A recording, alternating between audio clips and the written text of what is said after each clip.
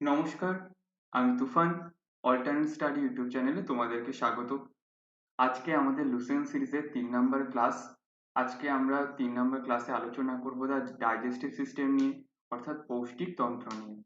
তো এই পৌষ্টিক তন্ত্রের উপরেই আজকে 25টা প্রশ্ন নিয়ে আলোচনা হবে। তো আজকের আলোচনা শুরু করা যাক। চলে আসি প্রথম প্রশ্নে। প্রথম প্রশ্ন বলছে the hardest part of human body is, মানে কি? মানুষ মানুষের যে শরীর, সেই শরীরের সব থেকে শক্ত অংশ কোনটা? অপশন এ বলছে বোন, হাড়, অপশন বি বলছে প্যালাক, অপশন সি বলছে এনামেল, নাকি অপশন ডি বলছে স্কাল। কি হয়ে যাবে সঠিক উত্তর? সঠিক উত্তর হয়ে যাবে অপশন সি, এনামেল। এনামেল কোথায় থাকে? এনামেল থাকে হচ্ছে আমাদের দাঁতে।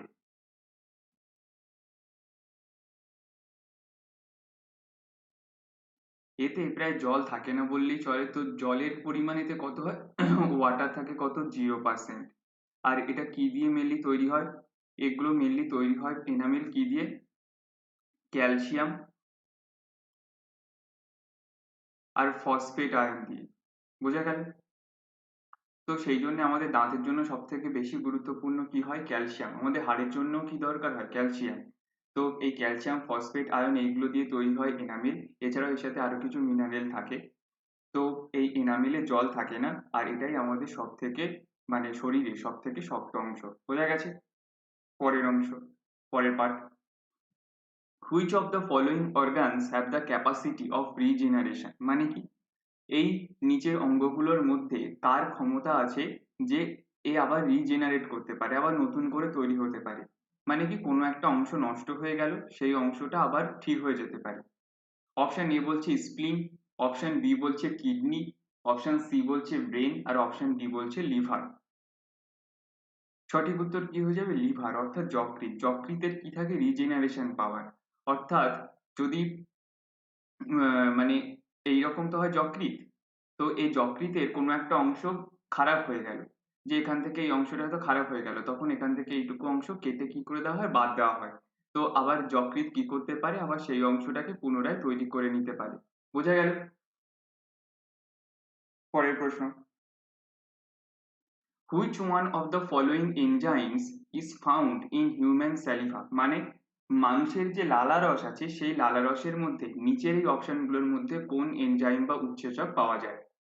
অপশন এ বলছে পেপসিন, অপশন বি বলছে টায়ালিন, অপশন সি বলছে রেনিন, আর অপশন ডি বলছে এরিপসিন।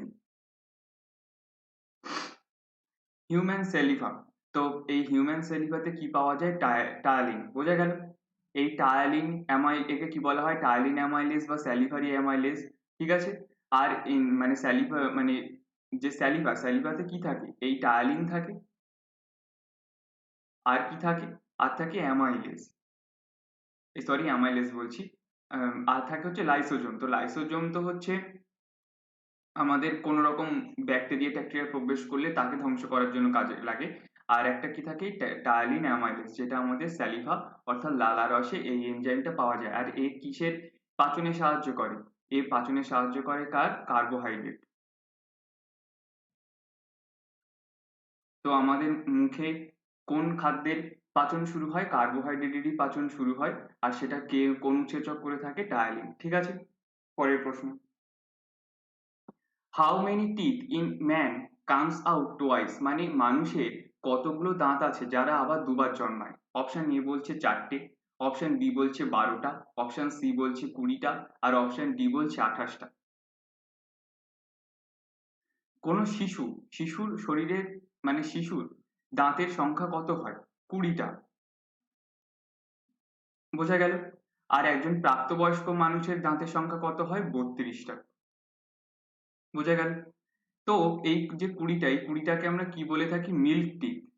মানে প্রথমে এই দাঁতটা গজায়, তাই আমরা এটাকে কি বলে থাকি? দুধে দাঁত অথবা মিল্ক টিথ। আর পরে কি আসে? Permanent teeth. এই 32টা কি হয়? পার্মানেন্ট টিথ বা স্থায়ী দাঁত। তো আমাদের এই যে মিল্ক টিথ আসে, এই মিল্ক টিথ কতগুলো হয়? 20টা হয়। এই মিল্ক টিথ গুলোই পুড়ে যায়, পড়ে আবার সেখানে পার্মানেন্ট টিথ গজাতে থাকে। বোঝা গেল? তার মানে আমাদের কতগুলো দাঁত দুবার জন্মায়? 20টা দাঁত। অপশন সি হয়ে যাবে 20টা, কারণ এই 20টাই তো পড়ে গিয়ে আবার সেইখানে নতুন দাঁতের জন্ম নিচ্ছে। আর এখানে যদি আমরা দেখি 32 মাইনাস 20 মানে হচ্ছে 12টা।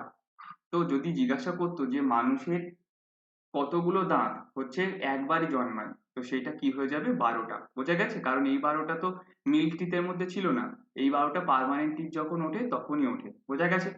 পরের প্রশ্ন, length of the elementary canal of man is approximately, মানে কি আমাদের যে খাদ্য নালী আছে সেই খাদ্য নালীর মধ্যে কি হয় দৈর্ঘ্য কত? অপশন এ বলছে 16 ফিট 16 ফিট, নাকি 18 ফিট, নাকি 22 ফিট 22 ফিট, নাকি 32 ফিট। তো আমাদের যে এই এলিমেন্টারি ক্যানাল আছে প্রথমে কোথা দিয়ে শুরু হয়? আমাদের মুখগহ্বর থেকে। তারপরে আসছে এই এসোফেগাস, এই যে নালীটা এটাকে কি বলি আমরা? এসোফেগাস। তারপরে এসোফেগাসে কিসে মিশছে? স্টোমাক। তো খাবার প্রথমে মুখ থেকে কিসে প্রবেশ করে? এসোফেগাস। এই এসোফেগাসের মধ্যে দিয়ে খাবার আসে, তারপরে কিসে প্রবেশ করে? স্টোমাকে প্রবেশ করে, অর্থাৎ পাকস্থলীতে প্রবেশ করে। এই পাকস্থলীর এখান থেকে যায় কিসে? স্মল ইন্টেস্টাইনে। বোঝা গেছে? এখান থেকে কোথায় যাচ্ছে? এখান থেকে যাচ্ছে এই স্মল ইন্টেস্টাইনে। তো এই স্মল ইন্টেস্টাইনে ঘুরে ঘুরে এই স্মল ইন্টেস্টাইন কোথায় গিয়ে মেশে? এই লার্জ ইন্টেস্টাইনে। খাবার স্মল ইন্টেস্টাইনের পর কোথায় যায়? লার্জ ইন্টেস্টাইনে যায়। বোঝা গেছে? তারপর লার্জ ইন্টেস্টাইনের মধ্যে দিয়ে গিয়ে বেরিয়ে যায় আমাদের শরীর থেকে। তো এই যে টোটাল এলিমেন্টারি ক্যানালটা হলো, এই টোটাল এলিমেন্টারি ক্যানালের দৈর্ঘ্য কত? এটা আমাদের জিজ্ঞাসা করেছে। তো এই এলিমেন্টারি ক্যানালের দৈর্ঘ্য অ্যাপ্রক্স কত হয়? অ্যাপ্রক্স মোটামুটি ওই 30 ফুটের কাছাকাছি হয়। তো এখানে 30 ফুটের কাছাকাছি কোন অপশন আছে? 32 ফিট। তাই অপশন ডি হয়ে যাবে 32 ফিট। যদি 30 ফিট অপশনে থাকতো তাহলে আমরা 30 উত্তর দিতাম, আর যেখানে এখানে যেহেতু 30-এর কাছাকাছি আছে 32, তাই 32 উত্তর হবে। বোঝা গেছে? পরের প্রশ্ন, in human digestive system the process of digestion starts in, মানে কি আমাদের যে পৌষ্টিক তন্ত্র মানুষের শরীরে, সেই পৌষ্টিক তন্ত্রে খাবারের পাচন কোথায় শুরু হয়? অপশন এ বলছে এসোফেগাস, অপশন বি বলছে বাকাল ক্যাভিটি। বাকাল ক্যাভিটি মানে কি অ্যাকচুয়ালি মুখ, মুখগহ্বর। বোঝা গেল? নাকি ডিওডেনাম, নাকি স্টোমাক মানে পাকস্থলী। কোথায় শুরু হয়? এক্ষুনি বললাম যে আমাদের মুখে কি শুরু হয়? খাবারের পাচন প্রথমে শুরু হয়। কি থাকে বাকাল ক্যাভিটি? ওখানে স্যালিভারি গ্ল্যান্ড থাকে। তো এই স্যালিভারি গ্ল্যান্ড থেকে কি বেরোয়? স্যালিভারি গ্ল্যান্ড থেকে বেরোয় হচ্ছে একটা টায়ালিন। তো এই টায়ালিনই কি করে থাকে? টায়ালিন হচ্ছে স্টার্চের পাচন ঘটায়। আর যদি বলা হয় যে আমাদের কতগুলো স্যালিভারি গ্ল্যান্ড আছে, তো স্যালিভারি গ্ল্যান্ড কত থাকে? মুখে। তো স্যালিভারি গ্ল্যান্ড কটা? স্যালিভারি গ্ল্যান্ড 3 প্রকার হয়। বোঝা গেছে? 3 প্রকার। একটাকে বলা হয় প্যারোটিড, একটা হচ্ছে সাবলিঙ্গুয়াল, আর একটা হচ্ছে সাবম্যান্ডিবুলার।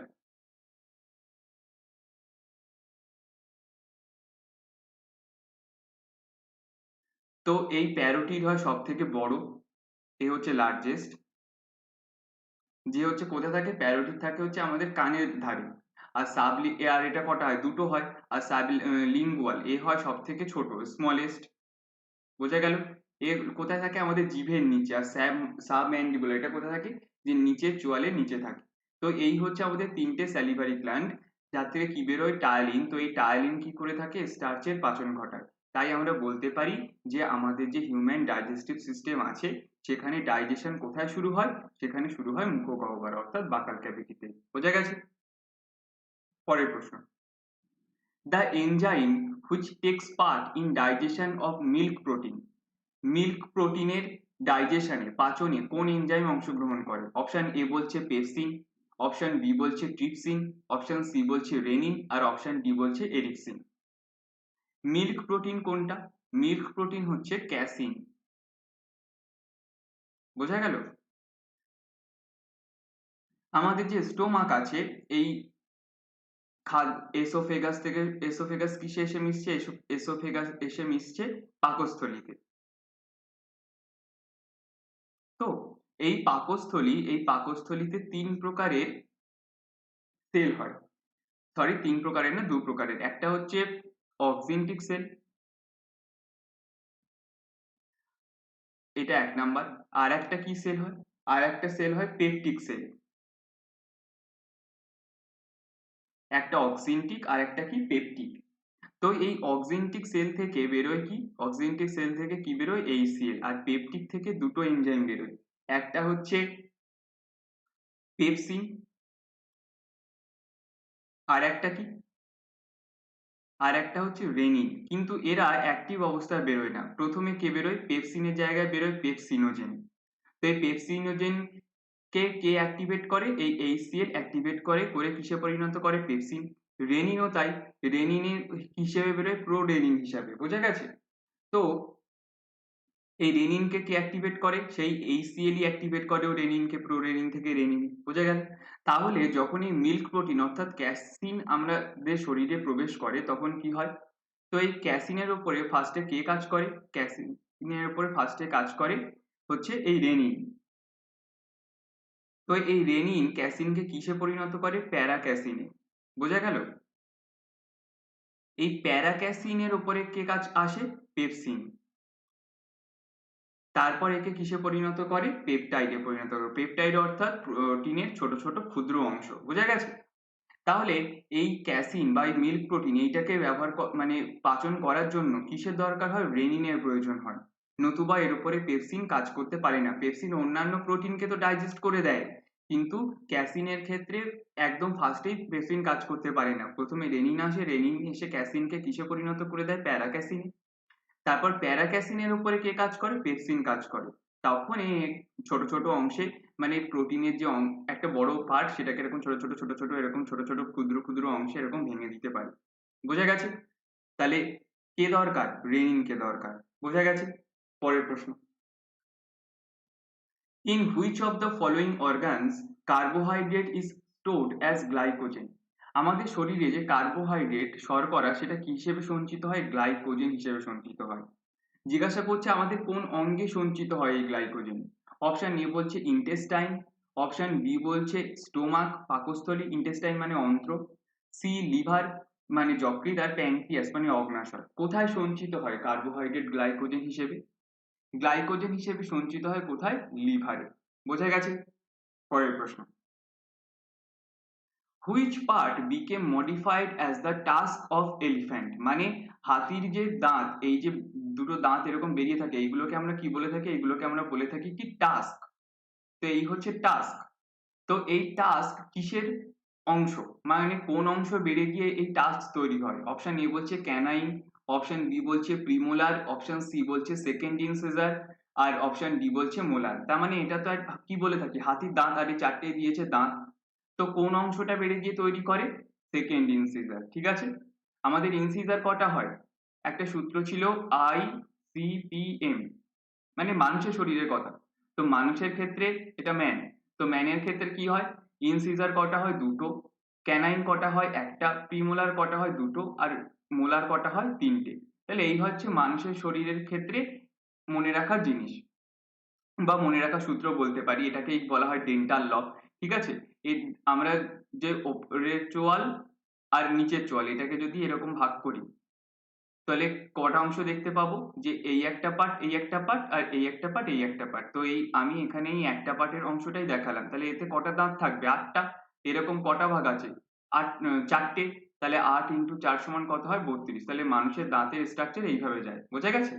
হাতির ক্ষেত্রে কি হয়, হাতির ক্ষেত্রে যে 2 নাম্বার ইনসিজারটা আছে, সেই ইনসিজারটা ক্রমশ বেড়ে যায়, বেড়ে গিয়ে কি তৈরি করে, এই টাস্ক অর্থাৎ হাতির দাঁত তৈরি করে, বোঝা গেছে? পরের প্রশ্ন, if the stomach did not produce any hydrochloric acid, which enzyme will not function? বলছে পাকস্থলী যদি হাইড্রোক্লোরিক অ্যাসিড তৈরি না করে তাহলে কোন উৎসেচক কাজ করবে না। অপশন এ বলছে টায়ালিন, অপশন বি বলছে পেপসিন, অপশন সি বলছে লাইপেজ, আর অপশন ডি বলছে নান অফ দিস। আমরা একটুখানি আগেই আলোচনা করলাম যে পেপটিক যে সেল থাকে, পেপটিক সেল কোথায় থাকে, স্টোমাক। তাহলে পেপটিক সেল থেকে কি বেরোয়, পেপটিক সেল থেকে বেরোয় হচ্ছে একটা পেপসিন আর একটা রেনিন। আর অক্সিনটিক সেল যেটা আছে, তো সেই অক্সিনটিক সেল কি কাকে নিঃসরণ করে, এই HCl কে, বোঝা গেছে? তো এই HCl কাকে অ্যাক্টিভেট করে, পেপসিনকেও অ্যাক্টিভেট করে, রেনিনকেও অ্যাক্টিভেট করে। এরা প্রথম কিসে থাকে, এ থাকে পেপসিনোজেন হিসেবে, এটা এর ডিঅ্যাক্টিভেট ফর্ম। এ থাকে প্রোরেনিন হিসাবে। তো এরা তখন অ্যাক্টিভ থাকে না, এদের ওপরে কে এসে কাজ করে, এদের ওপরে কাজ করে HCl। তো HCl যখন পেপসিনের HCl যখন পেপসিনোজেনের ওপরে কাজ করছে তখন এ কিসে তৈরি হচ্ছে, পেপসিনে পরিণত হচ্ছে। একইভাবে HCl যখন প্রোরেনিনের উপর কাজ করছে তখন প্রোরেনিন কিসে পরিণত হয়, রেনিন, আর তারা তখন কাজ করতে পারে প্রোটিন ডাইজেশনে। তাহলে এদের মধ্যে কে কাজ করতে পারবে না, এদের মধ্যে পেপসিন কাজ করতে পারবে না।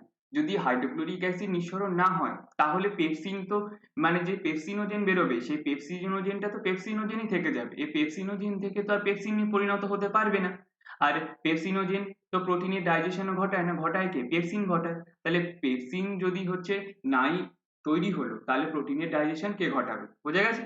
তাই এখানে কে অ্যাক্টিভেট হবে না, পেপসিন অ্যাক্টিভেট হবে না, তাই পেপসিন কাজ করতে পারবে না, বোঝা গেছে? পরের প্রশ্ন, which of the following enzymes takes part in protein digestion inside the stomach? সেই একই রকমই প্রশ্ন, পাকস্থলীতে কোন উৎসেচক প্রোটিন ডাইজেশনে অংশগ্রহণ করে? অপশন এ বলছে লাইপেজ, অপশন বি বলছে সেলুলোজ, অপশন সি বলছে লাইসোজাইম, আর অপশন ডি বলছে পেপসিন। তাহলে অপশন কি হয়ে যাবে, অপশন ডি। কারণ আমরা এখনই আলোচনা করলাম স্টোমাক থেকে দুটো এনজাইম বেরোয়, একটা পেপসিন আর একটা রেনিন। এই পেপসিন আর রেনিন দুজনেই কি করে থাকে, প্রোটিন ডাইজেশনে অংশগ্রহণ করে থাকে। রেনিন শুধুমাত্র ক্যাসিন অর্থাৎ মিল্ক প্রোটিনের ক্ষেত্রেই অংশগ্রহণ করে, বোঝা গেছে? পরের প্রশ্ন, which of the following is true about pancreas? মানে প্যানক্রিয়াসের ক্ষেত্রে এদের মধ্যে কোনটা সত্যি?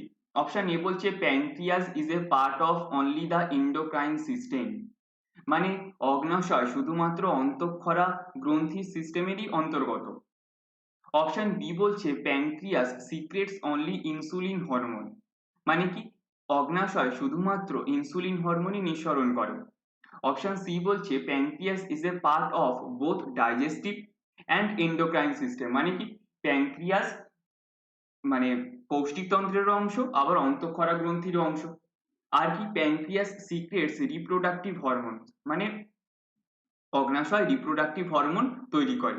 তো অগ্ন্যাশয় তো কোনোভাবেই রিপ্রোডাক্টিভ হরমোন তৈরি করে না, ডি অপশন এমনিতেই বাদ। অগ্ন্যাশয় থেকে কি নিঃসরণ হয়, অগ্ন্যাশয় থেকে যেমন মানে এই যে প্যানক্রিয়াস, এই প্যানক্রিয়াস থেকে কি নিঃসরণ হয়, একটা এনজাইম নিঃসরণ হয়, আর সাথে কি নিঃসরণ হয়, আর নিঃসরণ হয় হচ্ছে হরমোন, বোঝা গেছে?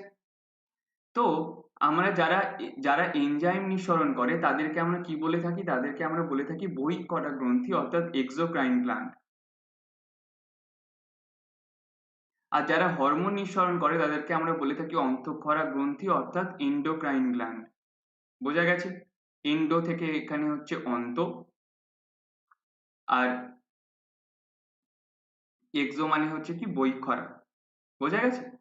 তো প্যানক্রিয়াস তার মানে এমন একটা গ্রন্থি যেখান থেকে দুরকম জিনিসই ব্যবহার করা মানে দুটো জিনিসই নিঃসরণ হচ্ছে। এ অন্তঃক্ষরা গ্রন্থির মতো হরমোনও নিঃসরণ করছে আর বহিঃক্ষরা গ্রন্থির মতো কি করছে, এনজাইমও নিঃসরণ করছে। তাহলে আমি শুধুমাত্র এন্ডোক্রাইন যে সিস্টেম সেই সিস্টেমের অন্তর্গত বলতে পারি না, এখানে বলেছে অনলি। তাহলে অনলি কি এন্ডোক্রাইন সিস্টেমের অংশ? তা নয়, তাহলে অপশন এও হয়ে গেল ভুল। Pancreas secrets only insulin hormone, বলছে প্যানক্রিয়াস ইনসুলিন হরমোনই শুধুমাত্র নিঃসরণ করে, তা তো নয়, প্যানক্রিয়াস অনেকগুলো হরমোনই নিঃসরণ করে। যেমন হয়ে গেল গ্লুকাগন, এরকম নিঃসরণ করে, সোমাটোস্ট্যাটিন, এই হরমোনগুলোকে নিঃসরণ করে কে, প্যানক্রিয়াস। তো প্যানক্রিয়াস শুধুমাত্র ইনসুলিন হরমোনকেও নিঃসরণ করে না, তাহলে এই অপশনটা হয়ে গেল কি ভুল। এবার কি বলছে, pancreas is a part of both digestive and endocrine system. হ্যাঁ অবশ্যই, প্যানক্রিয়াস থেকে যে এনজাইম নিঃসরণ হয় সেটা আমাদের ফ্যাট ডাইজেশনে সাহায্য করে। তো সেই ডাইজেস্টিভ সিস্টেমে যেমন সাপোর্ট করছে সাথে কি করছে, এন্ডোক্রাইন সিস্টেম মানে হরমোনও নিঃসরণ করছে, তাহলেও উভয়, তাহলে অপশন সি হয়ে যাবে সঠিক উত্তর, বোঝা গেছে? পরের প্রশ্ন, animal protein is called first class protein because it is, মানে কি এনিম্যাল যে প্রোটিন, যে প্রাণীজ প্রোটিন তাকে কি বলা হয় প্রথম শ্রেণীর প্রোটিন, কেন? বলছে চিপার ইন দ্য মার্কেট, মানে বাজারে সস্তা তাই। অপশন বি বলছে ডেলিসিয়াস ইন টেস্ট, মানে খেতে সুস্বাদু তাই। Rich in essential amino acids, মানে এর মধ্যে প্রচুর পরিমাণে অ্যামাইনো অ্যাসিড থাকে। আর অপশন ডি বলছে ইজিলি ডাইজেস্টিবল, মানে খুব সহজেই হজম করা যায়। সঠিক উত্তর কি হয়ে যাবে? সঠিক উত্তর হয়ে যাবে rich in essential amino acids, মানে কি আমাদের যে প্রয়োজনীয় অ্যামাইনো অ্যাসিড গুলো লাগে আমাদের শরীরের জন্য, সেই অ্যামাইনো অ্যাসিড গুলো আমরা কিসের মধ্যে পাই? এনিম্যাল প্রোটিনের মধ্যে। সেই কারণেই বলা হয় যে এনিম্যাল প্রোটিনকে ফার্স্ট ক্লাস প্রোটিন অর্থাৎ প্রথম শ্রেণীর প্রোটিন। বোঝা গেছে? পরের প্রশ্ন, the number of essential amino acid found in man is, মানে কি মানুষের শরীরে এসেনশিয়াল অ্যামাইনো অ্যাসিডের সংখ্যা কত, এটাই জিজ্ঞাসা করেছে। অপশন এ বলছে 15টা, অপশন বি বলছে 20টা, অপশন সি বলছে 9টা, আর অপশন ডি বলছে 40টা।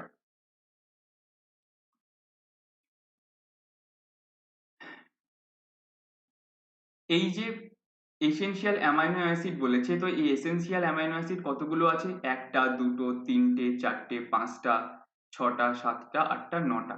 এইগুলো কি হয়? অবটেইন ফ্রম নিউট্রিশন, মানে আমরা যে সমস্ত খাবার খাই সেই সমস্ত খাবার থেকে এই 9টা আসে। আর নন এসেনশিয়াল অ্যামাইনো অ্যাসিড মানে এগুলো যতটা প্রয়োজনীয় এরা ততটাও নয়। তো সেগুলো কি হয়? সিনথেসাইজড বাই দ্য বডি, মানে এগুলো দেহই কি করে? সংশ্লেষ করে, তৈরি করে। তো এদের সংখ্যা কটা হয়? 1টা, 2টো, 3টে, 4টে, 5টা, 6টা, 7টা, 8টা, 9টা, 10টা, 11টা। তাহলে টোটাল কটা হলো? এখানে 11টা নন এসেনশিয়াল আর এসেনশিয়াল কটা? 9টা। তাহলে টোটাল কটা হয়? 20টা। তাহলে টোটাল জিজ্ঞাসা করলে বলবো 20। আর যদি এসেনশিয়াল অ্যামাইনো অ্যাসিড জিজ্ঞাসা করে কটা হবে, তাহলে অপশন সি অর্থাৎ 9টা। বোঝা গেছে? পরের প্রশ্ন, name the vitamin not found in any animal food, মানে প্রাণীজ খাবারের মানে কোন রকম প্রাণীজ খাবারের মধ্যে কোন ভিটামিনকে খুঁজে পাওয়া যায় না। প্রাণীজ খাবার কি হবে? যেমন দুধ, মাংস, ডিম, সবকিছুই হয়ে যাবে, তাই তো? তো তার মধ্যে কোন ভিটামিনকে আমরা পাই না? ভিটামিন বি 12, নাকি ভিটামিন সি, নাকি ভিটামিন ডি, নাকি ভিটামিন কে? কি হয়ে যাবে সঠিক উত্তর? সঠিক উত্তর হয়ে যাবে ভিটামিন সি। বোঝা গেছে? ভিটামিন সি মেনলি কোথায় পাওয়া যায়? সাইট্রাস ফুড, অর্থাৎ টক জাতীয় যে ফল আছে সেই টক জাতীয় ফলে আমরা কি পাই? ভিটামিন সি পাই। বোঝা গেছে? টক আছে, এছাড়া ঝালেও আছে। তো এই ধরনের জিনিসগুলো আমরা এই ধরনের মিল্ক, মিট, এগ অর্থাৎ দুধ, মাংস, ডিম এইসব জিনিসকে আমরা পাই না। তাই হচ্ছে আমরা ভিটামিন সি কে ওইসব জিনিস খেয়ে হচ্ছে নিতে পারি না আমাদের শরীরে। তাই ভিটামিন সি হয়ে যাবে এখানে সঠিক উত্তর। বোঝা গেছে? পরের প্রশ্ন, the largest organ of human body, মানে আমাদের শরীরের সব থেকে বড় অঙ্গ কি? এই প্রশ্নটা আমরা আগেও আলোচনা করেছি সায়েন্স ক্লাসে। অপশন এ বলছে হার্ট, অপশন বি বলছে ব্রেন, অপশন সি বলছে লিভার, আর অপশন ডি বলছে কিডনি। হার্ট বানানটা এখানে ভুল আছে। তাহলে আমাদের শরীরের সব থেকে বড় অঙ্গ কি? আমাদের শরীরের সব থেকে বড় অঙ্গ হচ্ছে লিভার। এইখানে যে অপশন গুলো আছে সেই অপশন গুলোর দিকে খেয়াল রাখতে হবে। এখানে যদি অপশন স্কিন থাকতো তাহলে উত্তর কি হতো? স্কিন হতো। বোঝা গেছে? আর যদি বা এরকমও বলা থাকতো যে আমাদের শরীরের কোনো বড় অঙ্গ বললে আমরা স্কিনই উত্তর করব, ঠিক আছে? আর যদি বলে ইন্টারনাল অর্গান তাহলে আমরা স্কিন উত্তর করব না, কারণ আমাদের স্কিন কি ইন্টারনাল অর্থাৎ ভেতরে থাকে? তা তো থাকে না, আমাদের শরীরের ওপরের অংশটাই কি স্কিন। তাহলে ইন্টারনাল অঙ্গ বললে লিভার বলবো। আর যদি এখানে স্কিন অপশনে না থাকে তাহলেও কি হয়ে যাবে? অপশন মানে লিভার হয়ে যাবে উত্তর। আর যদি শুধুমাত্র লার্জেস্ট অর্গান জিজ্ঞাসা করে হিউম্যান বডি তাহলে স্কিন যদি অপশনে থাকে তাহলে অপশন মানে সেই স্কিন যে অপশনে থাকবে সেই অপশনটা হয়ে যাবে সঠিক উত্তর। বোঝা গেছে? পরের প্রশ্ন, ইনসুলিন ওয়াজ ডিসকভার্ড বাই, মানে ইনসুলিন যে হরমোন আছে, যে হরমোনটা কে নিঃসরণ করে থাকে? প্যানক্রিয়াস অর্থাৎ অগ্নাশয়। সেই হরমোনটাকে আবিষ্কার কে করেছিল? Option A F Banting, option B বলছে এডওয়ার্ড জেনার, অপশন সি বলছে রোনাল্ড রস, আর অপশন ডি বলছে ফ্রেডেরিক স্যাঙ্গার। কি হয়ে যাবে সঠিক উত্তর? F Banting. এই এফ ব্যান্টিং ইনি হচ্ছে প্রথম ইনসুলিনকে আবিষ্কার করেছিলেন। বোঝা গেছে? পরের প্রশ্ন, which among the following statements about stomach is not correct, মানে বলছে নিচের উক্তিগুলোর মধ্যে পাকস্থলী সম্বন্ধে কোন উক্তিটা সত্যি নয় বা ভুল, মানে ঠিক নয়। বলছে stomach acts as a temporary reservoir, মানে কি পাকস্থলী একটা টেম্পোরারি ক্ষণস্থায়ী কি করে থাকে রিজার্ভার, একটা সঞ্চয় জায়গা হিসেবে কাজ করে থাকে। সত্যি তাই, আমরা যে খাবারগুলো খাই সেই খাবারটা প্রায় 4-5 ঘন্টা কোথায় গিয়ে পড়ে থাকে, স্টোমাকে পড়ে থাকে। তাহলে অপশন এ ঠিক আছে। বলছে stomach mixes food with gastric juice, মানে পাকস্থলী খাবারের সঙ্গে কি মিশিয়ে দেয়, গ্যাস্ট্রিক জুসকে মিশিয়ে দেয়। এটাও ঠিক, পাকস্থলীতে যে গ্যাস্ট্রিক গ্ল্যান্ড আছে সেখান থেকে কি বেরোয়, এই পেপসিন রেনিন, তো সেই যে ব্যাপারটা সেই তাহলে গ্যাস্ট্রিক জুস ওইগুলোকে বেরোচ্ছে, তো এই গ্যাস্ট্রিক জুস গুলো কি করছে খাবারের সাথে মিশছে আর সেগুলোকে ওই প্রোটিন ডাইজেশনে সাহায্য করছে। বোঝা গেল, অপশন বি ও ঠিক আছে। তারপরে বলছে stomach secrets lipase and amylase in gastric juice, মানে গ্যাস্ট্রিক জুসের মধ্যে লাইপেজ আর অ্যামাইলেজ পাওয়া যায়, তা তো নয়, লাইপেজ তো থাকে না ওর মধ্যে আর অ্যামাইলেজও থাকে না। অ্যামাইলেজ কোথা থেকে নিঃসরণ করা হয়, অ্যামাইলেজ নিঃসরণ করা হয় মুখে থেকে, তো এগুলো তো গ্যাস্ট্রিক জুসের মধ্যে পাওয়া যায় না। বোঝা গেল। আর লাস্ট কি বলছে, rate of stomach emptying depends on the type of food, মানে আমরা কি ধরনের খাবার খাই তার উপরে ডিপেন্ড করে পাকস্থলী তার ওই মানে নিজেকে যে খালি করা সেই খালি করাটা করে থাকে। তাহলে আমরা এখানে এটাও ঠিক আছে। এখানে মানে কোন অপশন হবে, অপশন সি। এই সি তে যে কথাটা বলেছে যে গ্যাস্ট্রিক জুসের মধ্যে লাইপেজ আর অ্যামাইলেজ মিশিয়ে দেয়, এই ব্যাপারটা ঠিক নয়। বোঝা গেছে, স্টোমাক এটা করে না। বোঝা গেছে। পরের প্রশ্ন, accumulation of which one of the following in the muscles of splinters leads to cramp, মানে কি মাসেলে অর্থাৎ মাংসপেশিতে কি সঞ্চয় যখন মানে কি সঞ্চিত হলে স্প্রিন্টার মানে যে দৌড়বিদ আছে তাদের কি হয়, তাদের হচ্ছে ওই মানে সেই মাসেলটা খুব ব্যথা মতো করে, যন্ত্রণা করে, তো তখন দৌড়ানো যায় না, যেন ওটাকে কি বলবো মানে যেন মনে হয় ওইটা চারিদিক থেকে আঁকড়ে ধরেছে, তো সেই ব্যাপারটাকে কি বলা হয়, ক্রাম্প। এই যে দৌড়তে দৌড়তে পায়ে হচ্ছে এইরকম হয়ে গেছে, যার ফলে কি হচ্ছে ওইখানটাতে আর ভালো করে নাড়াচাড়া করতে পারছে না, নাড়াচাড়া করতে গেলে লাগছে, তো এইটা কি মাংসপেশিতে জমা হয় যার ফলে এই ক্রাম্পের সৃষ্টি হয়। অপশন এ বলছে ল্যাকটিক অ্যাসিড, অপশন বি বলছে ইথানল, অপশন সি বলছে পাইরুভিক অ্যাসিড, নাকি অপশন ডি গ্লুকোজ। কি জমা হয় ক্রাম্পে, ল্যাকটিক অ্যাসিড। আমরা যখন ভীষণ কঠোর পরিশ্রম করি তখন ল্যাকটিক অ্যাসিড যখন মাসেলে ক্রমশ সঞ্চিত হতে থাকে তখন আমরা কি বোধ করি, ক্লান্তি বোধ করি। বোঝা গেছে, যখন সেখানে অনেক বেশি হঠাৎ করে হয়ে যাবে তখন কি হবে, সেখানে এরকম ক্রাম্পের সৃষ্টি হবে, যার ফলে তখন আমরা সেই অঙ্গটা ভালো করে নিজের ইচ্ছা মতো করে নাড়াচাড়া করতে পারবো না, করতে গেলে লাগবে। বোঝা গেছে, সেটাকে আমরা কি বলে থাকি, ক্রাম্প। আর সেটা কি সঞ্চয়ের ফলে হয়ে থাকে, ল্যাকটিক অ্যাসিড। বোঝা গেছে। পরের প্রশ্ন, between small and large human intestine which one is longer, মানে বলছে যে স্মল ইন্টেস্টাইন অর্থাৎ ক্ষুদ্রান্ত আর লার্জ ইন্টেস্টাইন অর্থাৎ বৃহদন্ত্রের মধ্যে কোনটা লম্বায় বেশি, লঙ্গার বলেছে। বোঝা গেছে। অপশন এ বলছে স্মল ইন্টেস্টাইন, অপশন বি বলছে লার্জ ইন্টেস্টাইন, নাকি both are equal in length মানে প্রত্যেকেরই দৈর্ঘ্য সমান, নাকি option D depends on male and female মানে ছেলেদের ক্ষেত্রে আলাদা হয় মেয়েদের ক্ষেত্রে আলাদা হয়। স্মল ইন্টেস্টাইনে দৈর্ঘ্য হয়ে যায় কত, 6 থেকে 6.5 মিটার, যেখানে লার্জ ইন্টেস্টাইনে দৈর্ঘ্য হয় কত, 1 থেকে 1.5 মিটার। তার মানে আমরা এখান থেকে বলতেই পারি যে কে সব থেকে বেশি লম্বা, স্মল ইন্টেস্টাইন লম্বা। তাহলে আমরা একে স্মল কেন বলছি, একেই কেন লার্জ বলছি না, আর লার্জ ইন্টেস্টাইনকে কেন বা স্মল বলছি, কারণ লার্জ ইন্টেস্টাইনে যে ডায়ামিটার হয় সেটা কত হয়, সেটা হয় 3 ইঞ্চি লার্জ ইন্টেস্টাইনের ক্ষেত্রে। বোঝা গেছে, সেখানে স্মল ইন্টেস্টাইনে যেটা হয় তার ডায়ামিটার কত হয়, তার ডায়ামিটার হয় 1 ইঞ্চি। ঠিক এই কারণে এর ডায়ামিটার ছোট বলে একে আমরা কি বলে থাকি, স্মল ইন্টেস্টাইন। আর এর ডায়ামিটার বেশি বড় বলে আমরা লার্জ ইন্টেস্টাইন বলে থাকি। বোঝা গেছে। কিন্তু দৈর্ঘ্যে স্মল ইন্টেস্টাইন বেশি লম্বা আর লার্জ ইন্টেস্টাইন কম লম্বা। ক্লিয়ার। পরের প্রশ্ন, main function of bile is, মানে বাইলের প্রধান কাজ কি, to convert fat into fatty acid and glycerol, মানে কি ফ্যাটকে কিসে পরিণত করে, ফ্যাটি অ্যাসিড এবং গ্লিসারল, নাকি to convert fatty acid into fat and glycerol, নাকি ফ্যাটি অ্যাসিডকে ফ্যাটে এবং গ্লিসারলে পরিণত করে, নাকি option C both A and B, নাকি option D none of this, এগুলোর মধ্যে কোনোটাই নয়। তাহলে বাইল কে নিঃসরণ করে, বাইল নিঃসরণ করে হচ্ছে লিভার। বোঝা গেছে? তো লিভার থেকে যে বাইল জুস বেরোয়, এই বাইল জুস কিসের ডাইজেশনে সাহায্য করে? ফ্যাটের। বোঝা গেছে? বাইল জুস কিসের ডাইজেশনে সাহায্য করে? ফ্যাটকে। তো এই ফ্যাটকে ডাইজেস্ট করে কিসে পরিণত করে? ফ্যাটি অ্যাসিড এবং গ্লিসারলে। ক্লিয়ার? তাই অপশন এ হয়ে যাবে সঠিক উত্তর। তাহলে এ ফ্যাটের ওপরে কাজ করে, ফ্যাটি অ্যাসিড থেকে আবার ফ্যাটে পরিণত করে না। বোঝা গেল? তাই মেন ফাংশন কি হয়ে যাবে? Two convert fat into fatty acid and glycerol. Clear? পরের প্রশ্ন।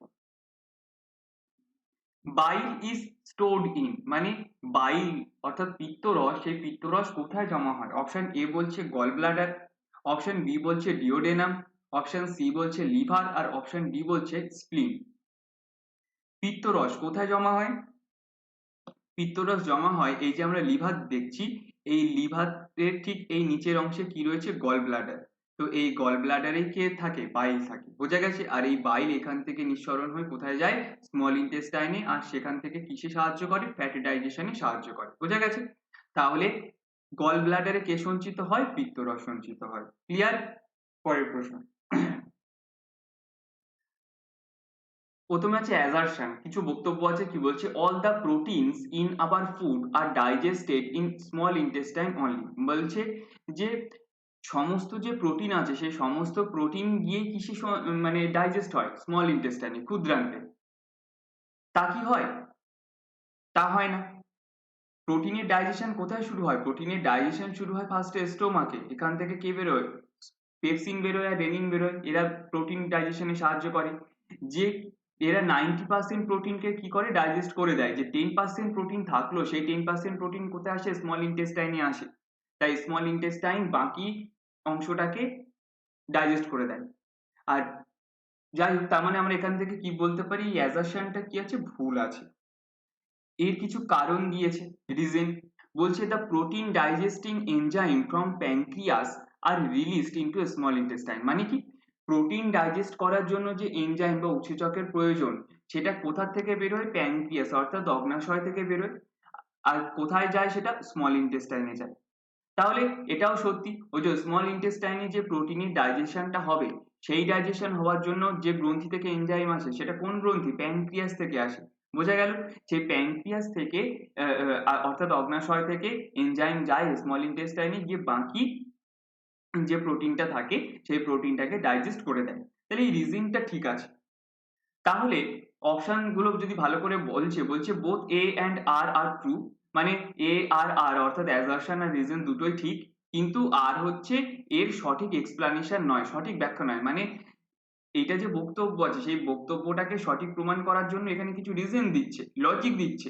তো সেই অ্যাজারশনটার সঠিক এক্সপ্লানেশন বা ব্যাখ্যা এই আরটা নয়।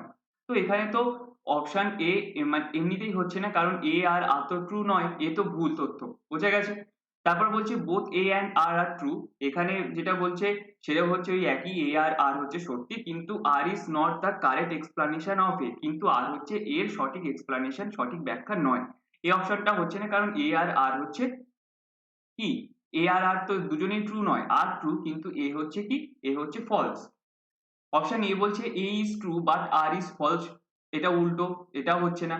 অপশন ডি বলছে A is false but R is true, মানে এ মিথ্যা কিন্তু আর কি সত্যি। এখানে যদি এমন হতো যে এখানে যে তথ্যটা আছে এটাও ঠিক, এখানে যে রিজনটা আছে এটাও ঠিক, কিন্তু আর যদি যে রিজনটা দিয়েছে সেটাই সঠিক ব্যাখ্যা, তাহলে অপশন এ হতো। যদি এখানে যে অ্যাসারশনটা দিয়েছে সেটাও ঠিক, এখানে যে রিজনটা দিয়েছে সেটাও ঠিক, কিন্তু এই অ্যাসারশনটার পক্ষে যে এই রিজনটা আসছে সেটা ঠিক দিচ্ছে না। যে ওই যে বক্তব্যটা, ওই বক্তব্যটার পেছনের যে কারণটা, সেই কারণটা ঠিক দিচ্ছে না, তখন হয়ে যেত অপশন বি, যে দুজনেই ঠিক কিন্তু আর হচ্ছে সঠিক এক্সপ্লানেশন নয়, সরি এখানে হ্যাঁ সঠিক এক্সপ্লানেশন নয়। আর এখানে যদি এ সত্যি হতো কিন্তু আর মিথ্যে হতো, তাহলে হতো অপশন সি। আর অপশন ডি হয়েছে যেটা, সেটা এই প্রশ্নটার ক্ষেত্রে সত্যি, যে এখানে অ্যাজারশনটা আছে ভুল আর রিজনটা আছে ঠিক। তো যদি অ্যাজারশন ভুলই হয়ে যায়, তখন আমাদের অপশন এ আর বি কোনো মতেই হবে না, তখন আমরা সি আর ডি চেক করবো। বোঝা গেছে? পরের প্রশ্ন। Which one among the following enzymes, নিচের কোন উৎসেচকগুলোর মধ্যে is unique in the elementary canal of এ ক্যাটাল? ক্যাটাল মানে কি? গবাদি পশু। তাহলে গবাদি পশুদের যে এলিমেন্টারি ক্যানাল আছে, খাদ্যনালী, সেই খাদ্যনালী ঠিক এদের মধ্যে কোনটা ইউনিক মানে কোনটা আলাদা করে পাওয়া যায়? অপশন এ বলছে সেলুলেজ, অপশন বি বলছে অ্যামাইলেজ, অপশন সি বলছে প্যাকটিনেজ আর অপশন ডি বলছে গ্লাইসিলেজ। কি হয়ে যাবে সঠিক উত্তর? সঠিক উত্তর হয়ে যাবে সেলুলেজ। বোঝা গেছে? সেলুলেজকে সাধারণত গবাদি পশুদের ডায়েটের জন্য ব্যবহার করা হয়ে থাকে সেলুলেজকে। অ্যামাইলেজ তো আমাদের অ্যামাইলেজ সব প্রাণীদের মুখে থাকে।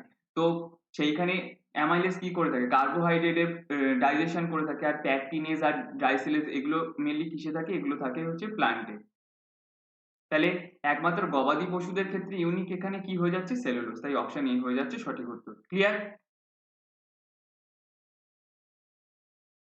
কালকে আমরা ওই ওয়েদারের কারণে লোডশেডিং ছিল সেই কারণে শেষ দুটো প্রশ্ন আলোচনা করতে পারিনি ফিজিক্স আর মেকানিক্স এর।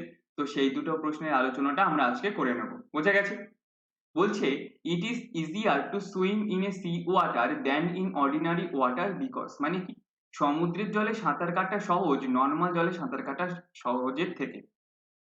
অপশন এ বলছে atmospheric pressure is highest at sea level মানে হচ্ছে যে বায়ুমণ্ডলীয় যে চাপ সেটা সমুদ্রে কি হয় বেশি হয়। অপশন বি বলছে সি ওয়াটার কন্টেন্স সল্ট মানে সমুদ্রের জলে নুন থাকে। অপশন সি বলছে density of sea water is higher than that of ordinary water মানে কি জলের যে ঘনত্ব সেটা নর্মাল জলের ঘনত্ব থেকে বেশি হয়। আর কি বলছে density of sea water is less than that of ordinary water অর্থাৎ নর্মাল জলের তুলনায় সমুদ্রের জলের ঘনত্ব কি হয় কম হয়। সমুদ্রের জলে কি থাকে? সমুদ্রের জলে থাকে নুন। তাই কি হয় নর্মাল জলে তো থাকে না নুন, তাহলে নুন ওই সমুদ্রের জলে মিশে থাকার ফলে সল্টি ওয়াটারে কি হয় যে ওদের ডেন্সিটি অনেক বেশি হয়। ডেন্সিটি বেশির সঙ্গে কি সম্পর্ক? ডেন্সিটি যত বেশি হবে তত কি হবে, ধরো এইখানে একটা পাত্র আছে, এই পাত্রে কিছু পরিমাণ জল আছে। আমি যদি এর উপরে কোনো একটা বস্তুকে ভাসাতে চাই তাহলে শর্ত কি হতে হবে? শর্ত হতে হবে এর যে ডেনসিটি সেটা এই যে তরলটা আছে সেই তরলের যে ডেনসিটি সেটা যদি ক্যাপিটাল ডি হয় এর তুলনায় কি হতে হবে? এর তুলনায় কম হতে হবে। বোঝা গেছে? তাহলে এই বস্তুটা ভাসবে। তাহলে density of sea water is higher than that of ordinary water মানে আমরা যখন সাঁতার কাটতে যাচ্ছি তখন নর্মাল জলে যখন সাঁতার কাটছি তো সেই নর্মাল জলের ডেনসিটি তো সমুদ্রের জলের ডেনসিটির তুলনায় কম। তার মানে এদের মধ্যে যে ডিফারেন্স হবে সেই ডিফারেন্সটাও কম হবে। বোঝা গেল? কিন্তু সমুদ্রের জলের ডেনসিটি কি হয় নর্মাল জলের তুলনায় বেশি হয়। বোঝা গেল? তাহলে তখন এই ডি আর এই ডি এদের দুজনের ডিফারেন্সও কি হবে বেশি হবে। তার মানে সহজেই আমরা সমুদ্রের জলে ভাসতে পারবো। ডেনসিটি যত বেশি হবে তত তাহলে কিসে সুবিধা হবে? ভাসতে সুবিধা হবে। তাহলে যেখানে ভাসতে সুবিধা হবে সেখানে সাঁতার কাটাও সুবিধা হবে বেশি। বোঝা গেছে? তো এই কারণের জন্য নর্মাল জলের তুলনায় সমুদ্রের জলে সাঁতার কাটা সহজ হয়। তাহলে অপশন সি হয়ে যাবে সঠিক উত্তর, যেখানটাতে বলছে যে সমুদ্রের জলের ডেনসিটি নর্মাল জলের ডেনসিটির তুলনায় বেশি হয়। বোঝা গেছে? পরের প্রশ্ন বলছে if the mass of an object is 60 KG যদি কোনো একটা বস্তুর ভর হয় 60 কেজি তাহলে what will be its weight on the moon তাহলে এর ওজন চাঁদে গেলে কত হবে? এখানে আমাদের গ্র্যাভিটেশনাল অ্যাক্সেলারেশন অর্থাৎ অভিকর্ষজ ত্বরণ ধরতে বলেছে 10 metre per second square. Option A বলছে 60 নিউটন, অপশন বি বলছে 600 নিউটন, অপশন সি বলছে 100 নিউটন আর অপশন ডি বলছে 10 নিউটন। আমরা ওয়েট মানে কি জানি? আমরা ওয়েট মানে জানি মাস ইনটু অ্যাক্সেলারেশন, তাই তো? Mass into gravitational acceleration. তাহলে মাস কত বলেছে 60 আর অ্যাক্সেলারেশন কত বলেছে 10। তো এই 60 কি 60 কেজি আর 10 মিটার পার সেকেন্ড স্কোয়ার। তার মানে এটা কত হয়ে যাবে 600 KG metre per second square. তো এই কেজি মিটার পার সেকেন্ড স্কোয়ারকে আমরা কি বলে থাকি? নিউটন বলি। তার মানে পৃথিবীতে ওই বস্তুটার ওজন কত ওয়েট কত বেরোলো? 600 নিউটন। কোথায়? আর্থে। আবার পৃথিবীর তুলনায় চাঁদের কি হয় অভিকর্ষজ ত্বরণ কত হয়ে যায় 1/6 ভাগ। বোঝা গেল? ঠিক সেই কারণে কি হয় ওজনও কি হয়ে যাবে কমে যাবে। তো ঠিক 1/6 ভাগ হবে মানে পৃথিবীতে যা ওজন হবে তার চাঁদে কত হয়? পৃথিবীতে যা ওজন হয় চাঁদে তার কত হয়? 1/6 ভাগ। তাহলে আর্থে বলেছে 1/6 ভাগ হয়। বোঝা গেছে? মানে সরি এটা ভুল মানে আর্থের 1/6 ভাগ কোথাও হয়? মুনে হয়। বোঝা গেল? তাহলে আর্থে কত হচ্ছে 600 নিউটন। 600 নিউটন। দিয়ে ক্যালকুলেশন করলে কত হবে 100। তাহলে মুনে ওর ওজন কত হবে 100 নিউটন। মানে অ্যাকচুয়ালি পৃথিবীতে যা ওজন হয় সেই ওজনকে আমরা যদি 6 দিয়ে ভাগ করি যেটা হবে সেটা হয় চাঁদে সেই বস্তুটার ওজন। তাহলে এখানে হয়ে যাবে অপশন সি সঠিক উত্তর। ক্লিয়ার? আজকের আলোচনা এই অবধি। তো তোমরা যদি চ্যানেলটা এখনো সাবস্ক্রাইব না করে থাকো তাহলে অবশ্যই তোমরা চ্যানেলটাকে সাবস্ক্রাইব করো। আর আজকের ভিডিওটা কেমন লাগলো সেটা তোমরা অবশ্যই কমেন্ট করে জানিও। ভিডিওটা পছন্দ হলে বন্ধুদের সাথে শেয়ার করো অবশ্যই, আর লাইক করো। আর তোমরা যদি এই যা আলোচনা করা হলো সেগুলোর পিডিএফ যদি দরকার হয় তো তার জন্য আমাদের টেলিগ্রাম গ্রুপ আছে। টেলিগ্রাম গ্রুপে আমরা যা জিনিস আলোচনা করি তার সমস্তগুলোরই পিডিএফ প্রোভাইড করে থাকি। তো তোমরা আমাদের টেলিগ্রাম গ্রুপ জয়েন করতে পারো। আমাদের টেলিগ্রাম গ্রুপের নাম হচ্ছে অল্টারনেট স্টাডি বেঙ্গলি, তোমরা এটা সার্চ করলেও পাবে। আর কি, আর আমরা ডেসক্রিপশনে লিঙ্কও দিয়ে দেবো, তোমরা সেই লিঙ্ক থেকে ডিরেক্ট টেলিগ্রামে জয়েন করে নিতে পারো। বোঝা গেছে? তাহলে আজকে ক্লাস এই অবধি, আসছি।